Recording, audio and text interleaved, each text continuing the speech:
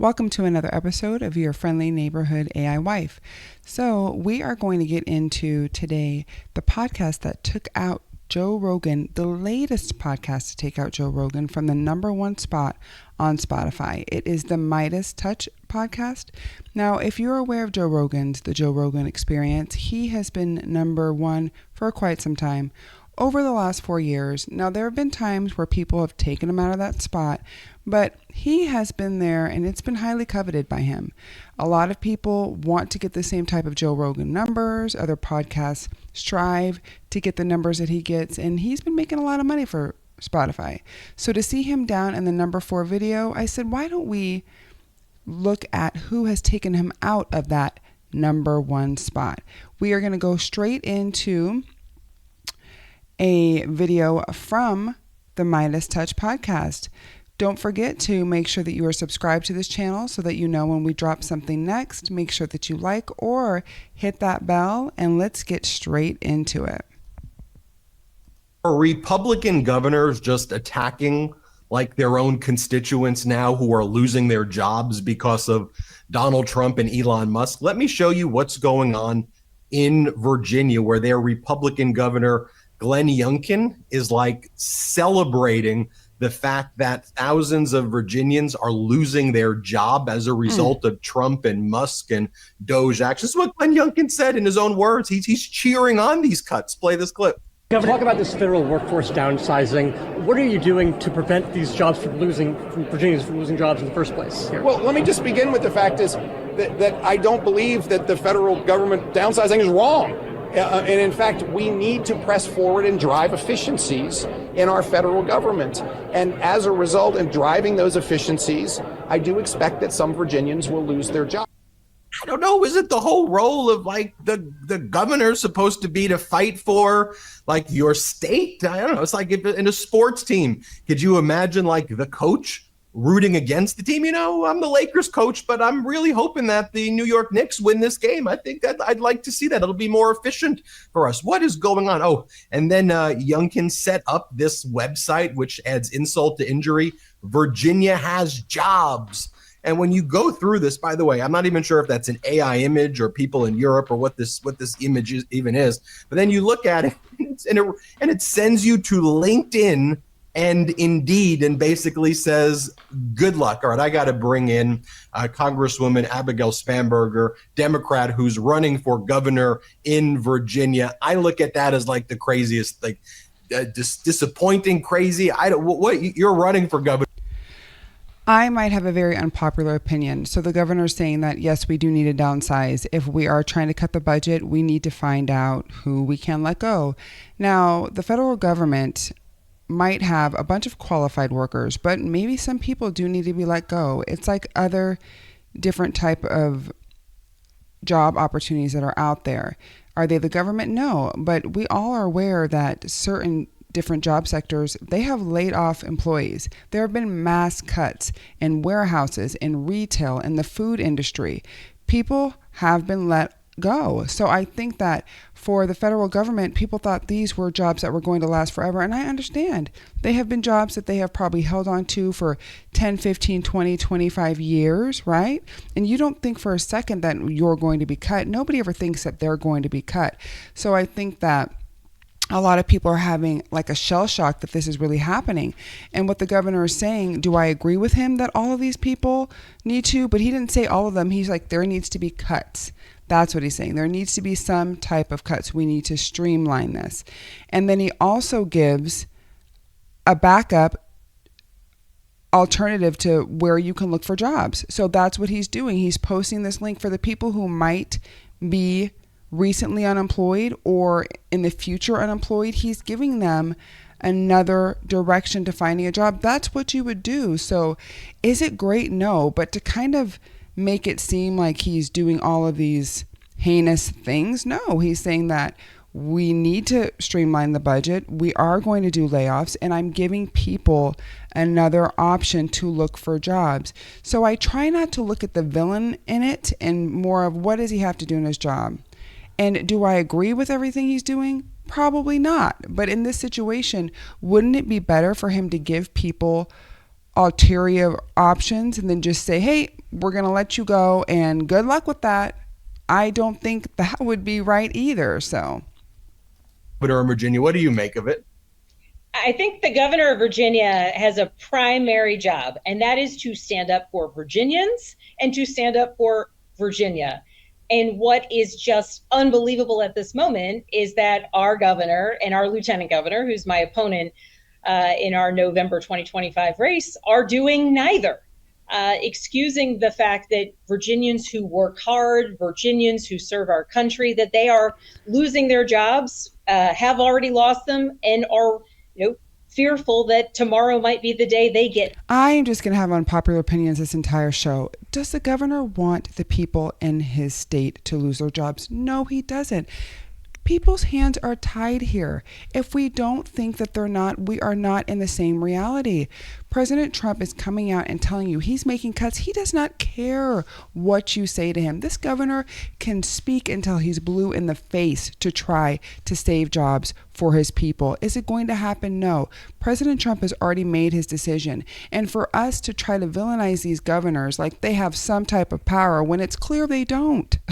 They have no type of authority when this comes to, maybe in the old ways, in the old democracy and the old parties, but that's not what we're dealing with right now. So I don't think that this guy wakes up and says, how can most of the people in my state lose their job? I don't think that's the case.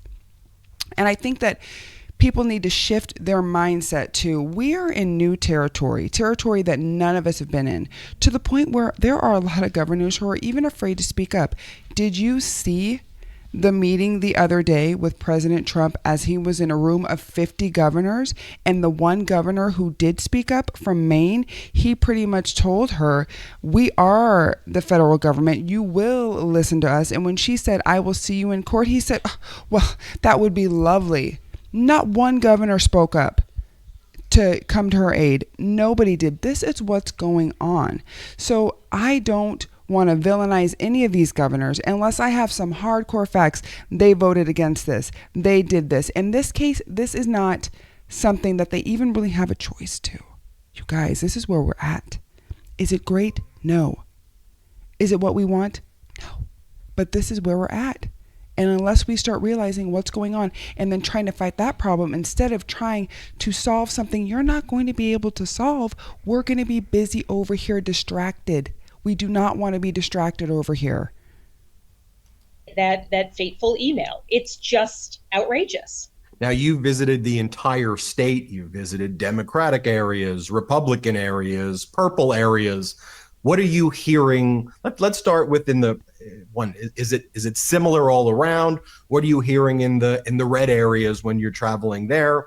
What's going on in the state? Well, every corner of our Commonwealth is impacted by these potential layoffs and by the ones that have already occurred. We have federal employees across Virginia, certainly very, very centralized in Northern Virginia and in the Hampton Roads region, but across the Commonwealth. Everywhere I go, I am hearing either horror stories of people who just got an email one day and the job that they have worked in for years is gone, or they are living in fear that they might get that email.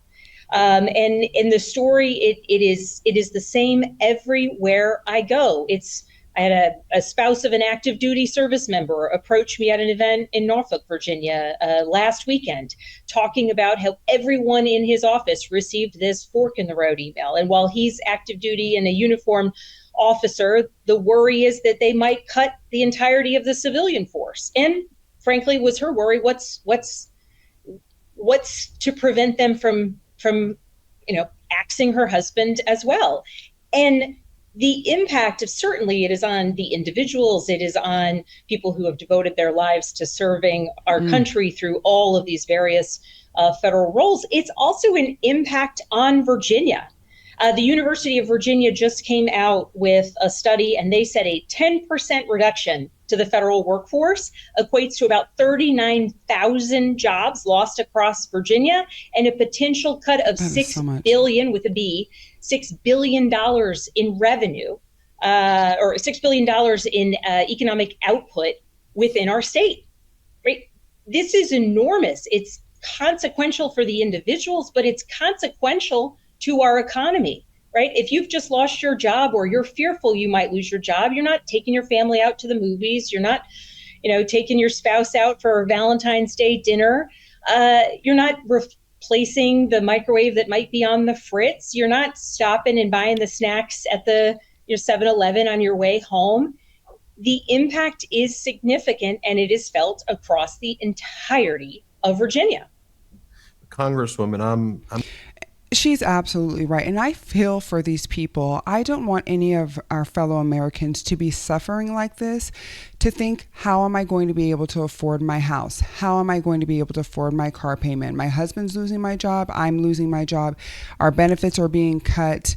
We need to realize that this is larger than us. This is larger than our local government. This is larger than our governors. We are at a new position, a position we've never been in before, ever. Not that I can remember in my life of growing up, even watching my parents when they were very heavily into politics. I don't remember anything that can even equate to what we are going through right now. So my big takeaway and what I'm trying to say is, I don't think that we should be putting so much blame on governors, local people in the state, the House, and the legislature, because you're seeing right now that they don't even really have a choice. What are they supposed to do? Yes, there are supposed to be checks and balances. Yes, there should be voting. But you guys, President Trump has come out from the beginning and he is dropping all of these bombs on us.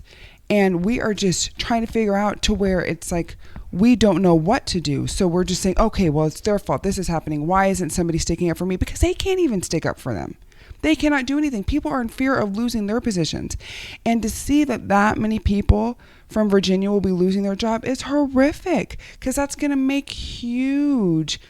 set huge waves for everybody. And we all feel that. When one state, it starts to have a ripple effect to other states. And Virginia is not the only state that is having these issues. It's happening everywhere. There are other states that are going through the same thing. So I want to see Democrats and people, whether you're independent or whether you're Republican, because this is affecting a lot of Republican people too, to realize that if we don't start making some serious choices of how we look at this and start realizing that we are all in this together in this pot that they are slowly boiling on us, and stop pointing fingers at each other, it's not going to get us anywhere. It's not going to get us anywhere, because when President Trump told the governor from Maine, I will see you in court, and if you don't give me that, I'm not going to give it. This is not a quid pro quo. We are not doing that. It has never been like that. And if it was in backdoor conversations with handshakes. It was never like this. So I understand where everybody's coming from in here, but it's like, we got to stop focusing on these talking points and figure out, how are we going to get out of this? We can't just be screaming up at the pulpit. Nobody wants to hear you screaming. Nobody. As soon as you start screaming, especially on the Democratic side, and I understand, I've been seeing everybody standing up, people are tuning out to you. The only type of screaming that the other party likes is at rallies. That's it. My heart goes out to these people. It's going to affect everybody. It's going to affect my business. It's going to affect your business. It's going to affect all of our business in some way or another. But we have to stop pointing the blame and realizing we're all in this together. Something is different here. This is very, very different. I'm confused because the White House posted this image, victory.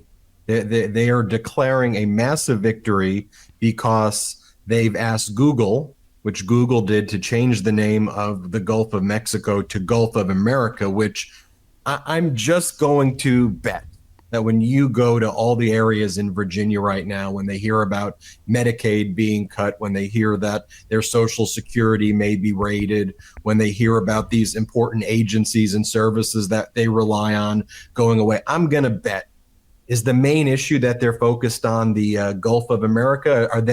Is this a big celebratory time in the Commonwealth?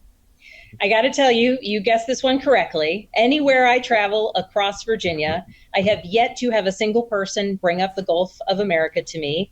In addition to the attacks on Virginia and Virginians, I have people bringing to me the fact that the cost at the grocery store is still too high. The cost of cereal, I've got 3 kids at home, an elementary schooler, middle schooler, and high schooler, right? The cost of cereal is expensive. If you've got kids at home who love cereal, or adults like me, right? Grocery store prices, high. Prices at the pharmacy counter, still a huge portion of people's monthly take home. The housing crisis, whether it's an issue of affordability or just overall lack of supply, education, the desire to have our kids be safe in school, right? The issue. And I'm going to stop it right there. And I'm glad that you tuned in to watch this with me. I just wanted to give you a glimpse of the Midas Touch, the podcast. You might not be familiar with it. Like I said, it has taken Joe Rogan out of that top spot, at least for now. Who knows if he's going to go back. But to sum all of this up, we need to start having some really hard conversations with each other. I think people have just separated from talking to each other. And it's like, you're over there, you're over there. It's going to affect all of us. We cannot waste any time pointing the finger and saying, it's our governor's fault. It's our fault. You understand, they are all being told what to do, and they are all being directed. And I'm going to take it back to the governor from Maine. If he could tell her in a room of other people, like, don't come for me or I'm coming for you. And like I said, this is not a quid pro quo. If he's going to say that in a room of governors, do you think any governor is going to try to do something different? This is their political career that they have worked for the most part, all of their lives. Some people get into corporate jobs with the hopes of getting into these positions. So yes, it's great to talk about all these talking points, but we need to focus on really what are we going to do to make sure that as we're doing all these budget cuts, as we're doing $800 billion of a budget cut in Medicaid that's also going to affect so many other programs, as we're laying all these people off, what are our plans in the future? Because if you feel like the government is not going to help you, what are you going to do? How are we going to come together? Because we can scream until we're blue in the face and we could point fingers, but that ain't nothing. We have to be about action and figure out how are we going to make a difference. So if you're not involved in your local assembly, not that it's always going to change, but you need to be aware of your local laws. You need to go and figure out who is your governor or your mayor if you don't know. Who is your politician? Who is your state representative? Who is in your district? What district are you in? How can you be aware of what laws? In my state that I'm in right now, we are doing the largest cuts of public education. Next year, we're not even going to have assistant principals at our school, at our high schools. And if you know, that is a huge benefit to principals to have an assistant principal. And this isn't just in my state. Your state probably has the same type of things that you're going through. So I think it's time, as we as Americans, we need to figure out that we have more in common than we don't. And we need to start working together in some way, even if we don't like it, okay? Because I'm up for good old conversations that even if you debate, we figure out what's going on. I just wanted to jump into this a little bit. I'm glad to see both of their perspectives. I understand what they're coming from, but my perspective is we can't point the finger at somebody who can't even make their own decisions. It's not their decision. It's higher up. It goes way up. Thank you so much for tuning in today. Make sure that you have hit that bell so that you can see the notifications every time that we drop a new video. And don't forget to comment. Let me know what you like. Let me know what you didn't, but be nice. I have feelings too. I'll see you next time. Peace out.